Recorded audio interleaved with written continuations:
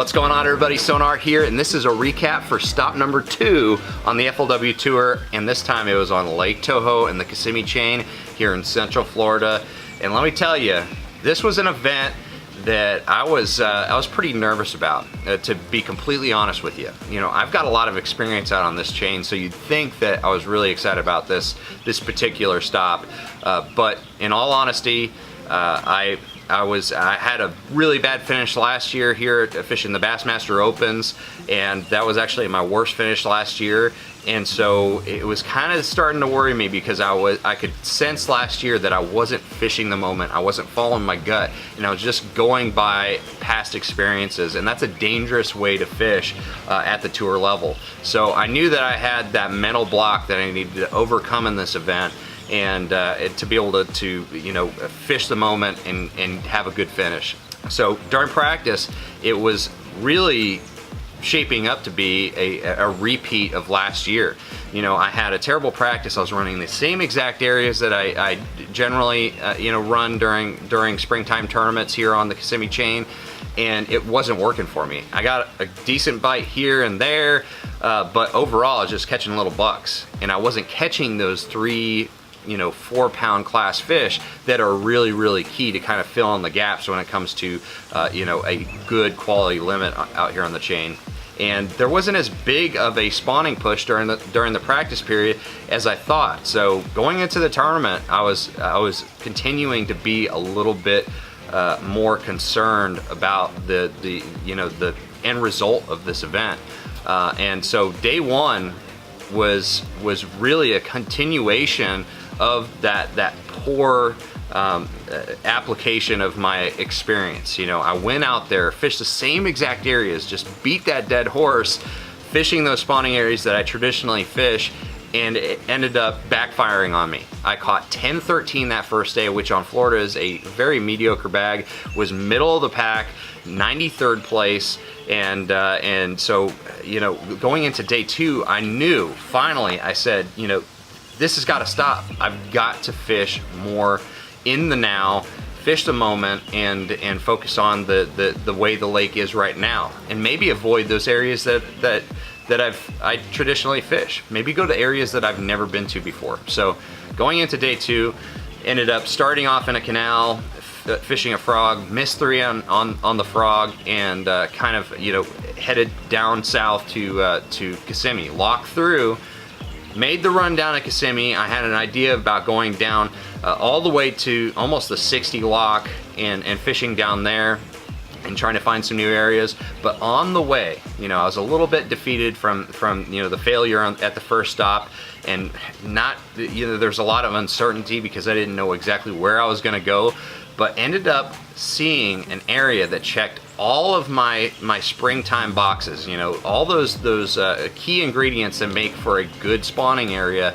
I saw it at the corner of my eye. It's a spot I've never fished before, and all of a sudden, you know, I argued with myself internally for about 15 to 30 seconds, made the decision, made a U-turn on the Z19, ran to that spot, and within a few minutes caught a 5.5 pounder, and that set the pace for the rest of the day.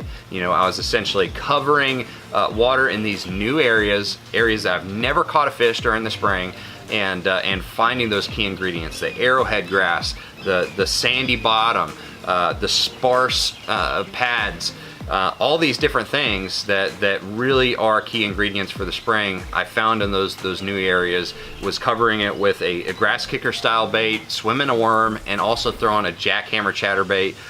You know, I caught a key one on the jackhammer, one about 4 1/4, and filled in the rest of the limit with the grass kicker style swim bait, and just moving through those spawning areas very quickly. And so that was the key. I culled several times throughout the day, fishing that way, fishing new areas, and by the end of the day, I had a 18-pound, 7-ounce limit that made me jump from 93rd all the way to 36th.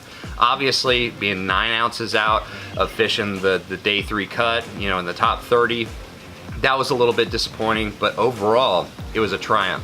It was something that I was really proud of, because I overcame that home lake curse and started following my gut, and my gut you know, proved to be pointing me in the right direction. So there's a big lesson to be had there.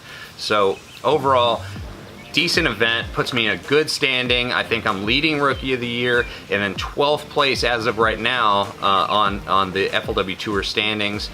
So puts me in a good solid position, especially since this was an event I was really worried about to begin with.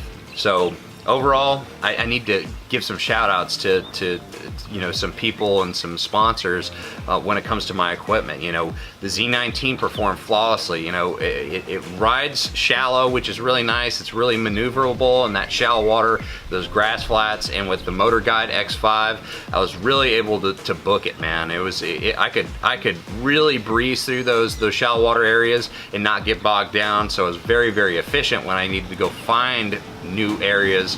And also my Navionics maps for finding those new areas was really key. I was able to find all the right ingredients for good spawning areas on the maps, go there, visually check and make sure that it's got all the variables that I'm looking for, and then I can start catching some fish. And it really, really did help a lot to have those Navionics maps, especially with the sonar charts turned on. And then finally, let's talk about Fitzgerald rods and reels. The rods performed flawlessly, never broke a rod in the last 2 events.